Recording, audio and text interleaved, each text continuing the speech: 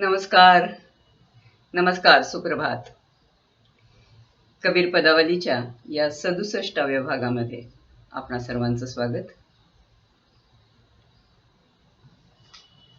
मागच्या भागातलं 183व पद बघताना आपण गीतेतल्या 12व्या अध्यायातली भक्त लक्षणं उजळून पाहत होतो. या पुढच्या 184व्या पदामध्येही तोच धाकापुढे आहे आणि त्यामध्येही जो खराखुरा देवाचा भक्त असतो, खरा साधक असतो, तो कसा असतो त्याचं वर्णन येतं. तर पद ऐका, पद 184 हिंदीतून. तेरा जन एक आध है कोई, काम क्रोध अरु लोभ विवर्जित, हरिपद चिन्हे सोई. राजस तामस सात्विक तीन्हियों, ये सब तेरी माया, चौथे पद को जो चिन्हे, तिनही परम पद पाया. असतुति निंद्या आशा छाड़े, तजे मान अभिमाना, लोहा कंचन समी करी देखे, ते सूरती भगवाना.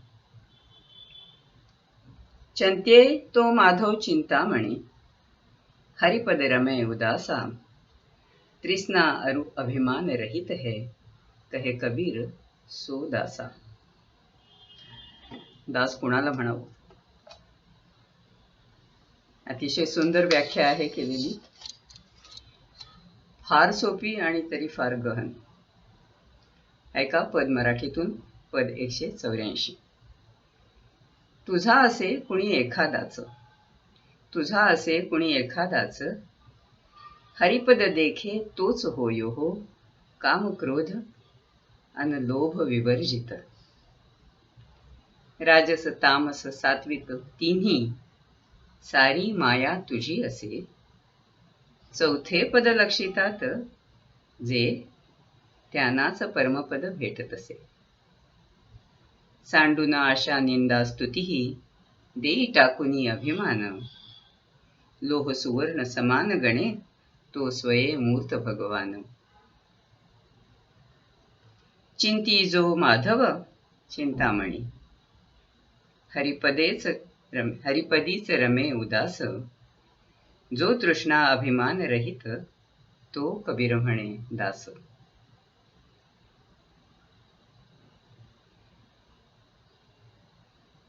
बघा, येथेही त्या 12व्या अध्यायातल्या श्लोकांची छाया अगदी स्पष्टच दिसून येते की जो संग परित्यागाने समबुद्धी होतो, त्याचे सर्व अभिमान आवेश अभिनिवेश निमालेले असतात, त्याला विकार बाधू शकत नाहीत.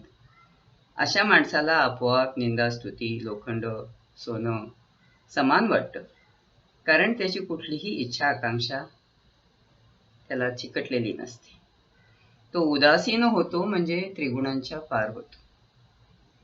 आपल्याला आठवत असेल, जर ओंकाराविषयीची जेव्हा आपण चर्चा करतो तेव्हा असं म्हणतो की ओंकाराचे अ उ म हे 3 ब्रह्मा विष्णू महेशांचे द्योतक आहेत आणि ती जी चतुर्थ मात्रा आहे ओंकाराची, ती अव्यक्त दर्शविते. तर इथेही कबीर अतिशय साधेपणाने म्हणतात, चौथे पद लक्षितात, जे त्यांनाच परमपद भेटत असे. कारण मग तो शिवभक्त असो का विष्णू भक्त असो, जोवर फक्त लौकिक पातळीवर राहून भक्ती केली जाते, तोवर ती समस्थिती लोह सुवर्ण समान गणण्याची येणं फार कठीण असतं. तर जो त्या परमपदाचं चिंतन करतो, तो आपोआपच तृष्णा अभिमान रहित होतो आणि मग त्याला हरिपदात इतकं मन रमून जातं की माधव हाच चिंतामणी म्हणजे सर्व आकांक्षांची पूर्ती करणारा पारसमणी होऊन बसतो. म्हणजे तो स्वतःच निरपेक्ष निरामय मूर्त भगवान होतो. या पुढचं पद ही अगदी साधं सुधं पद आहे. जन्म सार्थक कशाने होतो हे इथे अगदी नेमकेपणाने सांगितलेलं आहे. ऐका पद 185, छोटस पद आहे हिंदीतून. हरि नामे दिन जय रे जाको, सोई दिन लेखे लाई राम ताको. हरि नाम में जन जागे, ताके गोविंद साथी आगे. दीपक एक अभंगा, तामे सुर नर पड़े पतंगा. ऊंच नीच समसरिया, ताथे जन कबीर निस्तरिया. एक छान प्रतिमा आहे की संपूर्ण विश्वात्मक एक दीपक आहे आणि त्याच्या ज्वाळेमध्ये सुरनर पतंग जळतात. बघा पद 185. दिस सरतो ज्याचा हरिनामी, तो दिवसच सार्थक रामगणी. रंग तसे जो हरिरंगात, गोविंद सखा बघ तया पुढ्यात. ज्योत दिव्याची अखंड एक, सुरनर पतंग पडती तिच्यात. उच्च नीच करतात समान, कविरा उद्धरती ते सज्जन. जे त्या ज्योतीवर झेपावत नाहीत असे फारच थोडके हरिनामात रमलेले सज्जन, त्यांचं सगळं लक्ष सदैव हरिनामात गुंतलेलं असतं. असे लोक खरे खरे सद्भागी. त्यांच्या लेखी मी तू पण उरलेलं नसतं. त्यामुळे ते आपोआप जीवनमुक्त होतात. आपल्या उपास्याबरोबर एकरूप झालेले असतात. कबीर म्हणतात अशा लोकांना गोविंद शोधायला वेगळं जाण्याची गरजच नाही. गोविंद सदैव त्यांच्या पुढ्यात उभा असतो किंवा ते स्वतःच गोविंद रूप होऊन गेलेले असतात. बाकी सगळे देव असोत की माणसं असोत, ते ज्योतीमध्ये होरपळून पतंगासारखे विनाश पावतात. यासाठी साधकांनी एवढी खुणबात बांधावी की दिस सरतो ज्याचा हरिनामी, तो दिवसच सार्थक रामगणी. पुष्कळ वेळा अध्यात्म मार्गाच्या संदर्भात ज्ञानमार्ग आणि भक्तिमार्ग यांची चर्चा येते आणि मग त्यातला श्रेष्ठ कोणता, त्या सर्वस्वी वेगळ्या वेगळ्या साधना आहेत का, अशा चर्चा आपण ऐकतो. निव्वळ तात्विक चर्चा कुठल्या साधनेला आपल्याला पोचवेलच असं नाही. ज्ञान असणं आणि ज्ञान होणं यामध्ये मुळात फरक आहे. तत्वज्ञानाच्या कोरड्या अभ्यासाला विविध आध्यात्मिक विचार प्रणालीचं ज्ञान असलं तरी तो अभ्यासक जर साधक नसेल तर त्याला ते ज्ञान आत्मसात झालेलं नसूही शकेल. जेव्हा आणि ज्या व्यक्तीच्या ठायी ते आत्मसात होतं ज्ञान, तेव्हा आपसूक भक्ती उदयाला पावते. म्हणजेच ज्ञान आणि ज्ञानाची परिणती भक्ती. अशी एखादी व्यक्ती जेव्हा भक्त होते तेव्हा ती या वरच्या जो 2 पदांमध्ये म्हटलंय की पूर्ण अभिमान आणि अभिनिवेश रहित होऊन जाते. एका साखीमध्ये कबीरांनी भक्ताचं वर्णन केलंय. त्यात ते म्हणतात, पायातळीच्या गवतायसा मऊ होऊनी राही. खरा भक्त असा मऊ मेणाहुनी आम्ही विष्णुदास असा होऊन जातो, कारण त्याला आत्मदर्शन झालेलं असतं. हे याच्या पुढचं 186 पदही अशा स्थितीचं वर्णन करणारं पद आहे. ऐका पद हिंदीतून. जब थे आत्म तत विचारा, तब निर्वैर भया सब ही न थे, काम क्रोध गही डारा.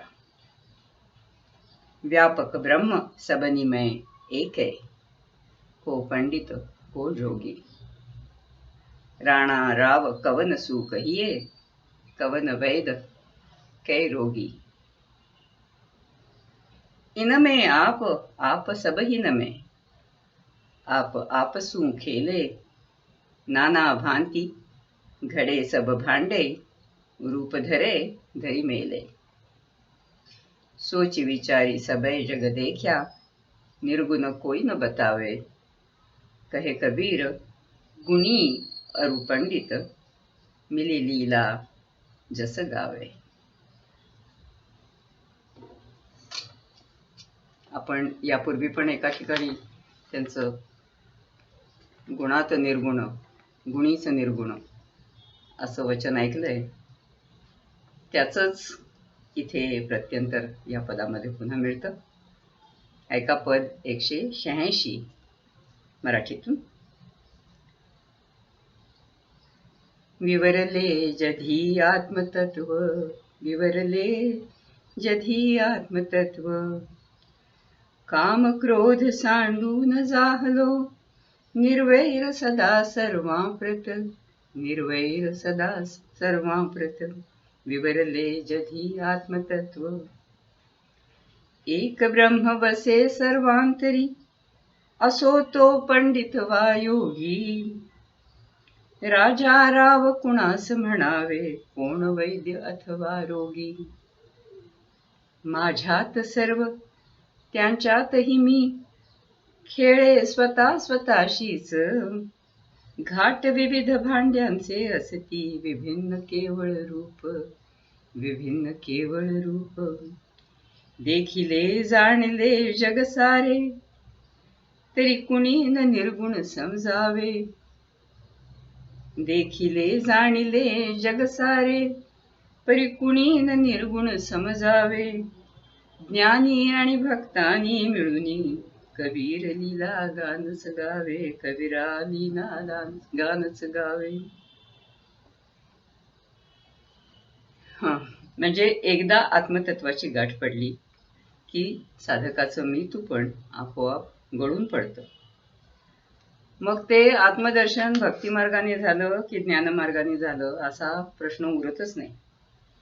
त्याला सर्वांतरी एकच एक ब्रह्म नांत आहे हा प्रत्यय आल्या कारणाने त्याच्या लेखी कुठलाच भेदाभेद उरत नाही. देहाभिमान ओसरून माझ्यात सर्व त्यांच्यातही मी, खेळे स्वतः स्वतःशीच अशी त्याची स्थिती होते. साहजिकच कितीही रूपवैभन्य असलं तरी त्यामुळे त्याची दिशाभूल होत नाही. म्हणजेच सगुणाची अनेक रूप जरी दिसली तरी त्याच्यातला जो निर्गुण एक आत्मतत्व भाव आहे तो त्याला सतत जाणवत राहतो. प्रत्येक अणुरेणूमध्ये भगवंताचा वास आहे असं भक्ताला वाटतं. तो जगत कार्यालाच देवाची करणी किंवा अद्भुत लीला समजतो. ज्ञानी साधकालाही जेव्हा भगवंताच्या अगाध मायेची समज येते तेव्हा तो मायेच्या पलीकडे जे आहे त्याच्या भजनी लागतो. म्हणून कबीर इथे अखेर म्हणतात की ज्ञानी आणि भक्तांनी मिळून कबीरा लीला गानच करावे. कारण जोवर आपण देहात आहोत तोवर निर्गुण म्हणजे काय हे आपल्याला देहात राहूनच उमजून घ्यावं लागेल. सगुणातूनच निर्गुणापर्यंत पोचायचं आहे. ती वाटचालच आपली साधना आहे. आज इथेच थांबूया. नमस्कार.